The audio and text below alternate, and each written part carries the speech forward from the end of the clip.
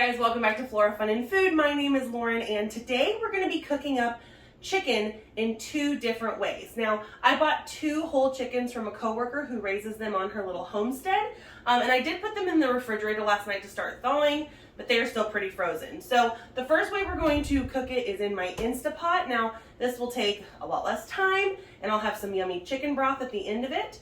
Then the other way is going to be in my electric roaster. Now, this one's going to take a lot longer, but I think it's going to have a crispier kind of golden brown skin versus what we're going to get out of the Instapot. But let's go ahead and get started and see what we come up with. I started by unwrapping the chicken and getting it seasoned up. I used some Himalayan pink salt because that's all that's left in my house, salt-wise, pepper, garlic powder, and paprika. And I made sure I went pretty liberally with the spices here, and then I went ahead and stuck it into my Instapot. I took the little trivet out of the bottom because it wasn't really necessary since I'm adding 2 cups of water here at the bottom. This water is what's going to turn into our really yummy chicken broth at the end of this. It also helps prevent scorching on the bottom. So I went ahead and just stuck the entire chicken, frozen and all, into the Instapot.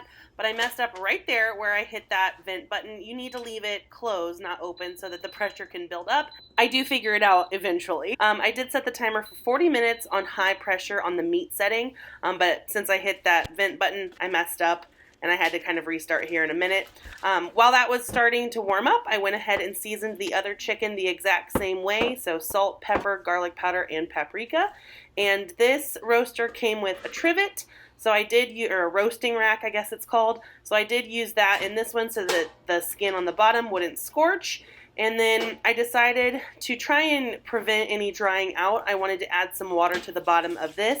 I just made sure not to let the water level touch the bottom of the chicken. So it just barely sat under that roasting rack. So I did about 4 cups of water.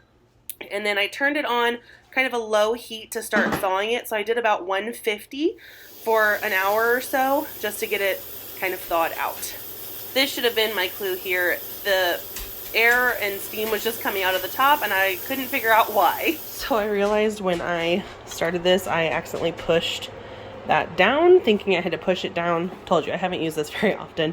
So I restarted it, had a C7 error, which means it either the heating element wasn't working, there wasn't enough water, or it had vented or whatever. So I fixed it, I turned it back on, and we have 2 minutes left. So hopefully I didn't totally mess this up. But let's check on our roaster pan. That's looking pretty good.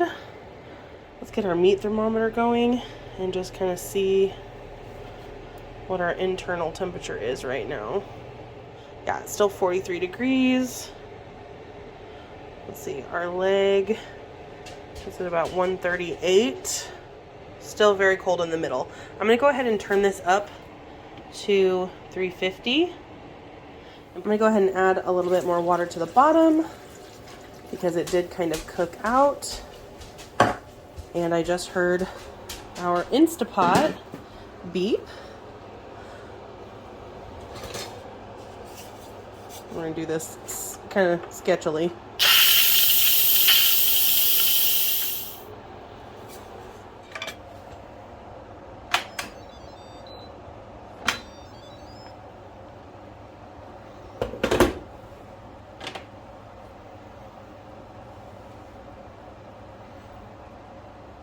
Okay, so we are about 115. Chicken needs to be cooked to 165 to be safe. So I'm gonna go ahead and turn it back on for 10 more minutes on high and give it a little bit more time to cook. Okay, our Instapot has cooked for 10 extra minutes.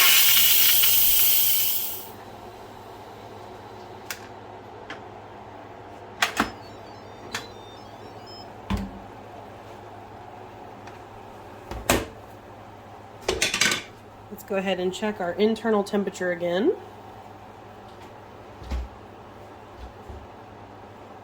We're still around 140, so let's go ahead and do it for 10 more minutes on high, and we'll check it again.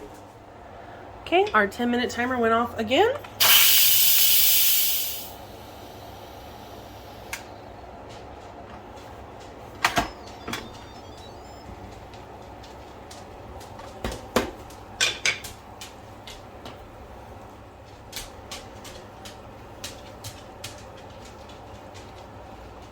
No, I got it a little deeper in this time. And we're at about 135, right in the middle. Okay, 10 more minutes.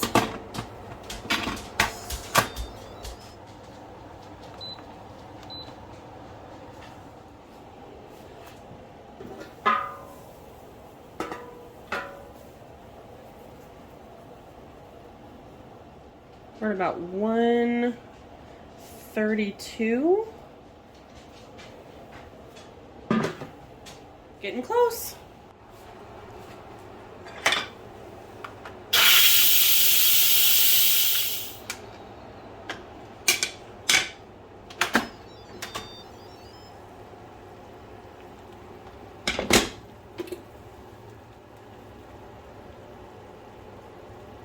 Okay, we are very close.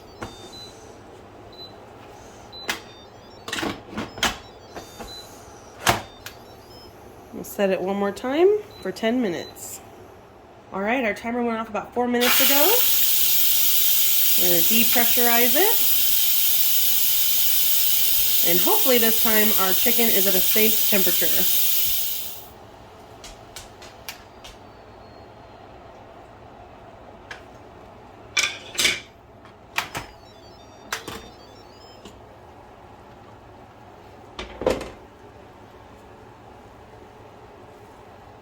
All right, we are good to go now.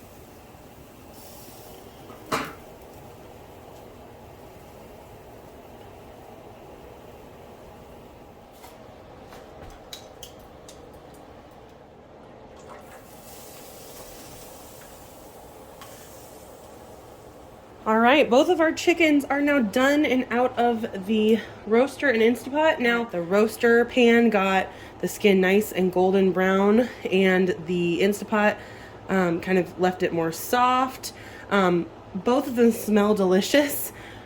I think I'm going to use this for some soups and just kind of shred it off the bone.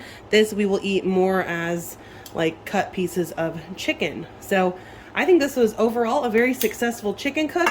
Now, these were about 4-pound chickens, and they took roughly the same time to cook in the roaster versus the Instapot. So everything I read said the Instapot wouldn't take as long as the roaster, but I think since I had such small chickens, they took about the same time. I also had a little hiccup with my Instapot by not doing it correctly the first time. So again, they are very different looking. We'll see how they taste, but both of these methods were very, very easy ways to cook chicken.